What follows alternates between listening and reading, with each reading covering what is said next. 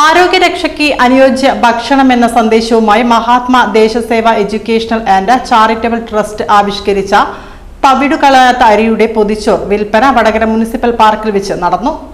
വടകര നഗരസഭ vice chairman K M. Shiny ഉദ്ഘാടനം ചെയ്തു. ജൈവ പച്ചക്കറികളും ശുദ്ധമായ മഞ്ഞളും മസാലകളും തേങ്ങയിൽ നിന്നും എടുത്ത വെളിച്ചെണ്ണയും ഉപയോഗിച്ച് ഉണ്ടാക്കുന്ന മികച്ച ഗുണനിലവാരമുള്ള വാഴയിലയിൽ പൊതിഞ്ഞ പൊതിച്ചോറുകളാണ് വിപണിയിലേക്ക് എത്തിക്കുന്നത്.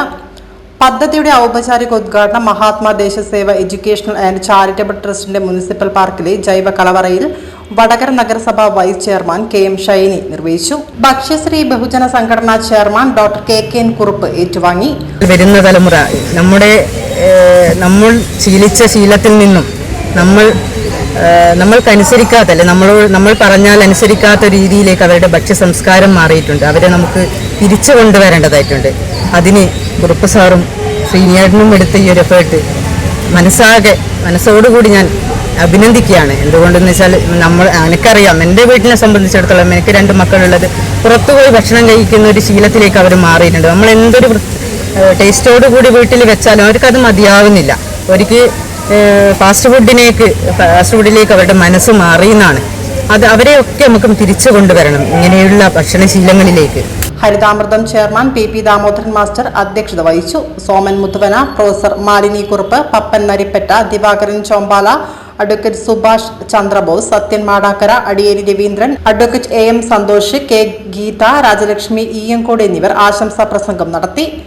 Mahatma Deshaseva educational and charitable trust chairman T. Sreenivasan സ്വാഗതവും ഹരിതാമൃതം കൺവീനർ വി.പി. രമേശൻ നന്ദിയും പറഞ്ഞു. പഠിക്കുന്ന കാലത്തെ ഞാനൊരു കൃഷിക്കാരനായിരുന്നു. എൻ്റെ മകളെപ്പോഴും പറയും, അച്ഛൻ്റെ വെള്ളരി നട്ട കഥ പറയരുത്, അത് പറഞ്ഞാലേ നിങ്ങളെന്നെ ആദരിക്കുകയുള്ളൂ. ഒരു കണ്ടം വെള്ളരി 1000 വെള്ളരി ഉണ്ടാക്കി പഠിക്കുന്ന കാലത്ത് SSLC പരീക്ഷയ്ക്ക് മിഷൻ സ്കൂളിലേക്ക് ബുക്കാലയിൽ നിന്ന് നടന്നു വന്ന് റാങ്ക് വാങ്ങിയിട്ടുള്ള ആ കൃഷിയുടെ മാനസിക പശ്ചാത്തലം എവിടെയോ കിടക്കുന്നുണ്ട്. കാലിക്കറ്റ് യൂണിവേഴ്സിറ്റിയിൽ ഞാനിത് പ്രയോഗിച്ചു. ലേഡീസ് ഹോസ്റ്റലിൻ്റെ ചുറ്റും അഴുക്ക് വെള്ളവും ജാലികളാണ്. ഞാനെൻ്റെ ഒരു സഹപ്രവർത്തകനോട് പറഞ്ഞൊരു മലപ്പുറത്തുള്ള ഒരു 100 മൈസൂർ വാഴക്കന്ന് വന്നിട്ട് ഇവിടെ നടന്നു. പെൺകുട്ടികളത് മുഴുവൻ നടന്നു. അവരാദ്യം വെട്ടിയ പോലെ വീസിക്കാൻ കൊണ്ടുവന്നു. അപ്പോൾ കാർഷിക രംഗം ഉപേക്ഷിച്ചുകൊണ്ട് ഒരാൾക്ക് ജീവിക്കാൻ പറ്റും. നാട് എത്തിപ്പെട്ടിരിക്കുന്നത് പ്രസവിച്ചിരിക്കുന്ന അമ്മമാരുടെ മുലപ്പാലിൽ പോലും വിഷാംശം കണ്ടെത്തിയിരിക്കുന്നു എന്ന് പറയുന്ന പഠന റിപ്പോർട്ടുകളോടുകൂടിയാണ്. അത് വളരെ ഗൗരവമായി നമ്മൾ കാണും. പണ്ട് പുരാണത്തിൽ ഏതൊരു കഥയിൽ അങ്ങനെ കൃഷ്ണനെ കൊല്ലാൻ വേണ്ടി വിഷം ചൊരുത്തി എന്നൊക്കെ പറയുന്നത് നമ്മൾ കേട്ടതാണ്. പക്ഷേ ഇവിടെ ഇപ്പോൾ സംഭവിച്ചുകൊണ്ടിരിക്കുന്നത് കുഞ്ഞുങ്ങൾക്ക് അമ്മമാർ കൊടുക്കുന്ന മുലപ്പാലിനകത്ത് പോലും വിഷം വന്നിരിക്കുന്നതാണ്. അതേപോലെ നമ്മുടെ മറ്റൊരു പഠന റിപ്പോർട്ട് വന്നിരിക്കുന്നത് നമ്മുടെ സ്കൂളുകളിൽ ഇപ്പോൾ പഠിച്ചുകൊണ്ടിരിക്കുന്ന കുട്ടികൾക്ക് ആവശ്യമായ കഴിഞ്ഞ തലമുറയെ അപേക്ഷിച്ച് ഉള്ള ബുദ്ധിശക്തിയുടെ കാര്യത്തിൽ വളരെ കുറഞ്ഞ ബുദ്ധിശക്തിയാണ് ഇപ്പോൾ കുട്ടികൾക്കുള്ളൂ എന്ന് പറയുന്നത്.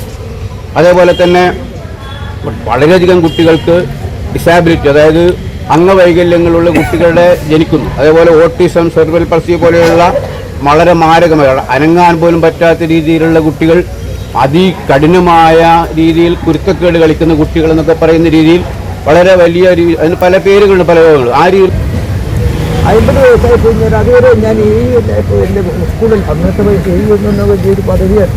ചെന്ന് വെക്കുന്നതിന് ഇറച്ചി ഉണ്ടാവും, മീനുണ്ടാവും, ബാക്കി എല്ലാ സ്ഥലത്തും അതാണ് ഇത്. അവിടെ പത്രമൊക്കെ ഞാനൊരു 50 വയസ്സായപ്പോൾ ഞാൻ മരക്ക് പോകാൻ തുടങ്ങിയപ്പോൾ ഇത് ഉപേക്ഷിച്ചിടേ അതൊരു ധാരണ. അത് ആദ്യമൊക്കെ വലിയ വിഷമമാണ്. കുറേ കാലം എനിക്ക് തോന്നുന്നത് ഞാൻ ഇത്രയധികം ഇക്കാലത്ത് വരെ ജീവിക്കുന്നത് ആ ഭക്ഷണത്തോടുള്ള നേതൃത്വം. ഇന്ത്യയിൽ മുഴുവൻ ഞാൻ മിക്കവാറും എല്ലാ സ്റ്റേറ്റിലും പോയി. ഞാൻ രാജീവ് ഗാന്ധിൻ്റെ വിദ്യാഭ്യാസ പദ്ധതിയുടെ കീപ്പേഴ്സിനായിരുന്നു. അപ്പുറത്തെ ഒക്കെ ഉണ്ടായിരുന്നൊരു കാര്യം